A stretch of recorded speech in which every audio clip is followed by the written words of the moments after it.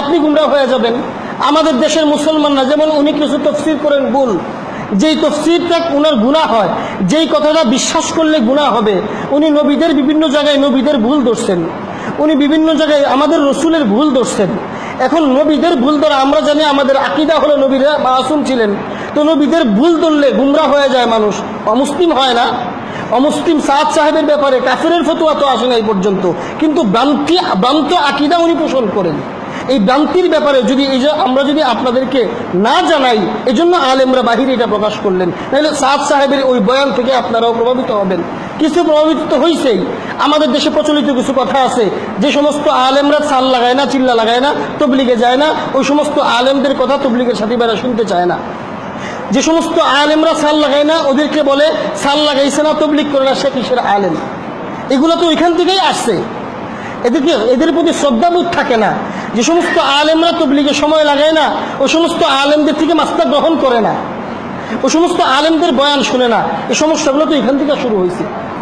এই জন্যে উলামায়ে কেরাম, সার কথা হলো, শেষ কথা হলো, পৃথিবীর সমস্ত উলামায়ে কেরাম প্রায় অনেক বছর, 20 বছর যাবতই সমস্যাটা হইতেছে, উনাকে বোঝানোর চেষ্টা করা হইতেছে, উনি বুঝতে চান না। শেষ পর্যন্ত দারুল উলুম দেওবন্দ থেকে ফতোয়া আসছে, পাকিস্তান থেকে ফতোয়া আসছে, পৃথিবীর সবচেয়ে বড় বড় সমস্ত আলেমরা আছে, সকলে সম্মিলিতভাবেই ফতোয়া দিচ্ছেন যে সাদ সাহেবের অনুসরণ করা মুসলমানদের জন্য বৈধ না।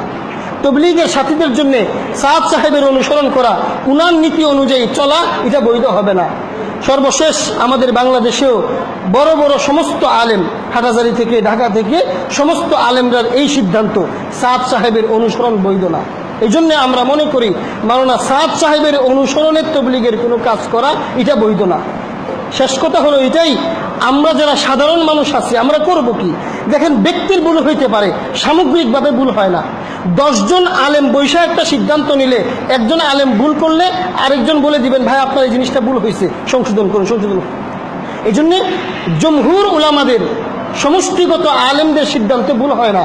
একজন আলেমের সিদ্ধান্ত ভুল হইতে পারে, মাওলানা সাদ সাহেবের একক সিদ্ধান্তগুলো ভুল, আর জমহুর আলেমদের সিদ্ধান্তটাই সহি। এই জন্য আমাদের তবলিগ চলবে। দেখেন, সাদ সাহেবের বিরুদ্ধেও কথা না, তবলিগের বিরুদ্ধেও কথা না, সাদ সাহেবের ভ্রান্ত বিশ্বাস এবং প্রচারণার বিরুদ্ধে কথা, সাদ সাহেবের একক নেতৃত্বের বিরুদ্ধে কথা।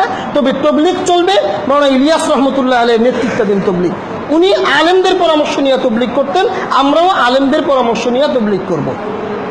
সর্বশেষ একটা ছোট্ট ঘটনা বলে শেষ করব। আমরা অনেকে এখানে তবলিগের সাথে আছি। মাওলানা ইলিয়াস রহমতুল্লাহ আলাইহির ইন্তেকালের আগের মুহূর্তে উনি অসুস্থ ছিলেন।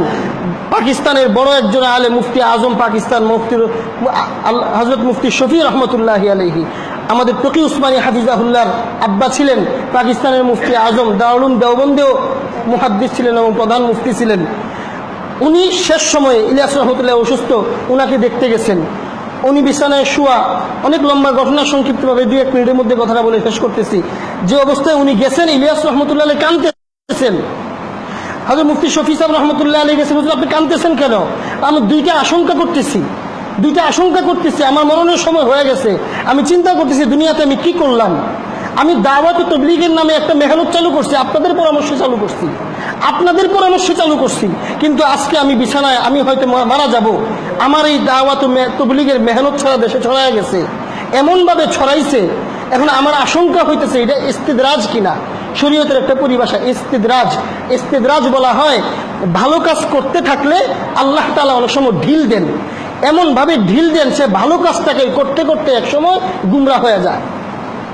ইলিয়াস রহমতুল্লাহ আলাইহি বলেন, আমার এই কাজটা কি এমন কিনা, এত লম্বাভাবে ছড়তেছে, এত বিশালভাবে ছড়তেছে, আল্লাহ কবুল করছেন এটাও হইতে পারে, অথবা কবুল করেন নাই, আল্লাহ ঢিল দিচ্ছেন এটাও হইতে পারে। এটা আমার একটা পেরেশানি। দেখেন, বুজুর্গদের পেরেশানি এমনই হয়। আর দ্বিতীয় পেরেশানি হইল, হযরত মুফতি শফি সাহেব রহমতুল্লাহ আলাইহি বলেন, দেখেন এই পেরেশানি আপনার করার দরকার নাই, এটা ইস্তিদরাজ না। উনি অনেক বড় মুফতি ছিলেন, উনি বলছেন যে এটা ইস্তিদরাজ না, আমি আপনাকে সান্ত্বনা দিলাম, এটা ইস্তিদরাজ না। মাওলানা ইলিয়াস সাহেব রহমতুল্লাহ আলাইহি ইন্তেকালের আগের মুহূর্ত পেরেশান, উনি বলেন, হযরত আলী আপনি আমাকে বলেন তা আপনার দলিল কি? আপনি বললেন ইস্তিদরাজ না, আল্লাহ কবুল করছে, দলিল কি? মুফতি শফি সাহেব রহমতুল্লাহ আলাইহি বলেন যে আল্লাহ যখন কার যদি ইস্তিদরাজ হয়, কাউকে এইভাবে ঢিল দেন, তখন আল্লাহ এই বুঝটা তাকে দেন না। এটা যে এটার মধ্যে খারাপ হইতে পারে, কবুল হলো কি হলো না, এই চিন্তাটা তাদের মধ্যে আসে না। তারা গর্ব করে বিশাল বাহিনী দেখা, গর্ব করে বিশাল খেদমত দেখা, যে এত লম্বা খেদমত হইতেছে, এত মানুষ তবলিগে আসতেছে, খুশি হয়ে যায়। কখনো মনে এই চিন্তাটা আসে না কবুল হয় কিনা। যেহেতু আপনার এই চিন্তাটা আসছে, এটা ইস্তেদরাজ না, আল্লাহ কবুল করছে। হ্যাঁ আমার প্রিয় ভাইরা, আমরা এখন যারা তবলিগ করি, আমাদেরটা চিন্তা করা দরকার ইস্তেদরাজ কিনা। এই কথাটা আমাদের চিন্তায় কখনো আসে না। আমরা সবাই গর্ব করি বলি আমেরিকা পর্যন্ত তবলিগ চলে, চীন পর্যন্ত তবলিগ চলে, ফ্রান্স পর্যন্ত তবলিগ চলে, এরপরে ইসরায়েল পর্যন্ত তবলিগ চলে। তবলিগ ব্যাপক হয়ে গেছে। একমাত্র কাজ আমাদের যে এই আত্মতৃপ্তি, মনে ইলিয়াস সাহেবের মাঝে এই আত্মতৃপ্তিটা ছিল না। এই আত্মতৃপ্তিটা থাকা, ভয় না থাকা, এটা ইস্তেদরাজের লক্ষণ। মাওলানা ইলিয়াস সাহেব রহমতুল্লাহ আলাইহি বলেন, দ্বিতীয় সমস্যাটা হলো আমার যেটা পেরেশানি, সেটা হলো যেইভাবে আওয়াম আসতেছে, সাধারণ মানুষ তবলিগের কাজে যেভাবে জুটতেছে, আমার ভয় হয় কখনো কি কোনো ডাক্তার তবলিগের আমির হয়ে যাবে কিনা, কখনো কোনো ইঞ্জিনিয়ার তবলিগের আমির হয়ে যাবে কিনা, কোনো প্রফেসর তবলিগের আমির হয়ে যাবে কিনা, এটা আমার ভয়।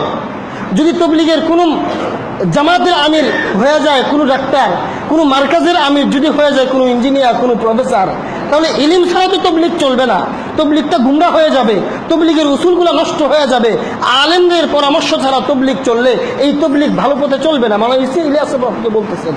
সুতরাং যদি এমনটা হয়ে যায়, তাইলে আল্লাহ তো তবলিগকে ধ্বংস করে দিবেন, তারা গুমরাহির মধ্যে পড়বে। এই জন্য যদি আল্লাহ আমাকে বলে তুই চালু করে দিয়ে আসছস, এই জিনিসটা পরবর্তীতে গুমরা হয়ে গেছে, আলেমদের থেকে সরে গেছে, এই জন্য আমি আল্লাহর কাছে কি জবাব দিব? প্রিয় ভাইরা, খুব দরদের সাথে কথাটা বলতেছি, বোঝার জন্য বলতেছি। এখন আমাদের মাঝে সমস্যাটা আছে কিনা বোঝা উচিত।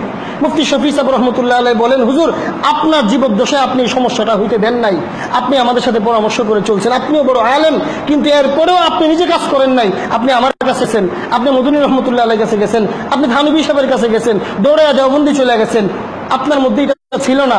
আপনার পরবর্তীতে যদি ওরা ইসলামকে ধরে রাখতে না পারে, পরবর্তীতে যদি এমন কোনো বেওকুফ আইসা যায় তবলিগের মধ্যে, যারা তবলিগের কাজ করতে করতে মুরব্বী হয়ে গেছে, ইঞ্জিনিয়ার হইয়া আলেমদেরকে সরাইয়া দেয়, আলেমদের পরামর্শ যারা চলে, ইঞ্জিনিয়াররা তবলিগের আমির হয়ে যায়, কোনো প্রফেসর তবলিগের আমির হয়ে যায়, কোনো ডাক্তার তবলিগের আমির হয়ে যায়, আলেমদেরকে পিছনে বসায়া ডাক্তাররা মেম্বুরে বসে বয়ান করে তাদের মতো চলাইতে চায়। এই জন্য আপনি গুনাহগার হবেন না, তখন তারা গুনাহগার হবে, আপনি নিশ্চিত থাকেন।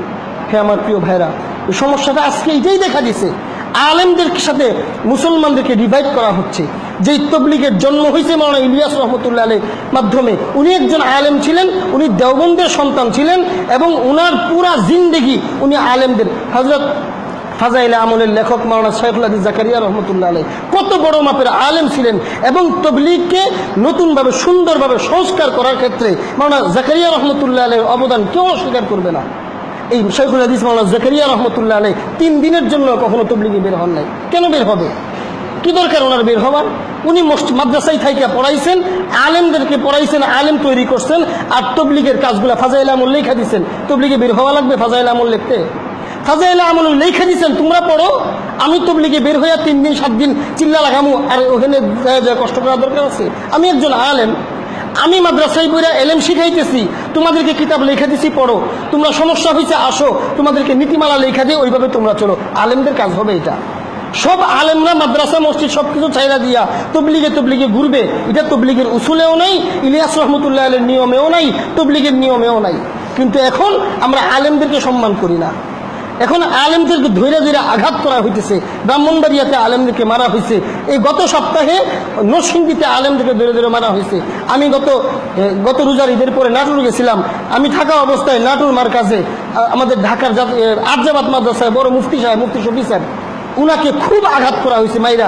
আমরা ছিলাম সেখানে, মাথা ফাটায়া ফেলছে, জামা কাপড় ছিঁড়া ফেলছে, এত বড় একজন আলেম তবলিগের মার্কাজের ভিতরে। আমাদেরকে বোঝা উচিত। দেখেন, শেষ কথা এটাই বলতেছি, আমরা তবলিগের বিরোধী না, কোনো আলেম তবলিগের বিরোধী না, সাদ সাহেবেরও বিরোধী না, তবে সাদ সাহেবের গুমরাহি কথাবার্তা এবং চিন্তাধারার বিরোধী।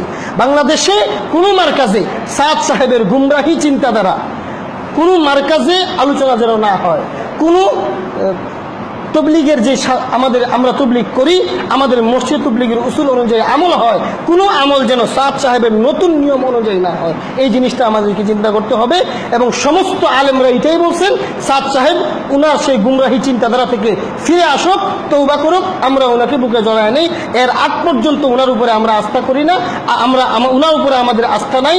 জাতিকেও আমরা ওনার প্রতি যাওয়া, ওনার কাছে সান্নিধ্যে যাওয়া, ওনার থেকে বয়ান শোনা, ওনার সান্নিধ্য গ্রহণ করা, ওনার আনুগত্য করাকে আমরা বৈধ মনে করি না। মানে সাদ সাহেব এই বাংলাদেশ না, শুধু সারা পৃথিবীর আলেমদের সর্বসম্মত সিদ্ধান্ত হলো সাদ সাহেবের অনুসরণ করে গুমরাহি ছাড়া হকের নিশানা পাওয়া যাবে না। সর্বশেষ কথা এটাই বলবো, সাদ সাহেবের গুমরাহির কথা আমরা বলতে পারি, কিন্তু এই জন্য সাদ সাহেব ব্যক্তির উপরে গালাগালি, উনাকে কটুবাক্য উচ্চারণ করা, উনার ব্যাপারে খারাপ মন্তব্য করা যেন আমাদের না হয়। জবানের উপরে আমাদের হেফাজত থাকা উচিত। আমরা এটা আমাদের ব্যথা দুঃখ যে সাদ সাহেবের মতো এত বড় একজন আলেম, এটা হইতে পারে, পৃথিবীর ইতিহাসে এমন অনেক আছে, অনেক আলেমরা গুমরা হয়ে গেছে। আমরা দোয়া করি সাদ সাহেব ফিরে আসুক, কিন্তু এর আগ পর্যন্ত আমরা সাদ সাহেবের অনুসরণ করব না। আমরা জাতিকে সাদ সাহেবের অনুসরণ করতে বলবো না। আমাদের মার্কাজে সাদ সাহেবের অনুসরণে কথাও হবে না, বয়ানও হবে না, আমলও হবে না। তবে সাদ সাহেব ব্যক্তির প্রতি, তার বংশের প্রতি আমাদের সর্বোচ্চ শ্রদ্ধা এবং সম্মান থাকা উচিত। কথা বলতে গিয়া উনার শানে যেন বেয়াদবি না হয়, উনাকে যেন গালিগালাজ করা না হয়, উনার ব্যাপারে যেন কোনো ধরনের অশালীন শব্দ ব্যবহার না হয়, সেই বিষয়টা সাদ সাহেবের পক্ষের বিপক্ষের সাধারণ মুসলমান সকলেই বিষয়টা খেয়াল করা উচিত। আল্লাহ পাক রব্বুল আলামিন স্পর্শকাতর বিষয়টা বুঝা আমাদেরকে চলার তৌফিক দান করেন। আমিন।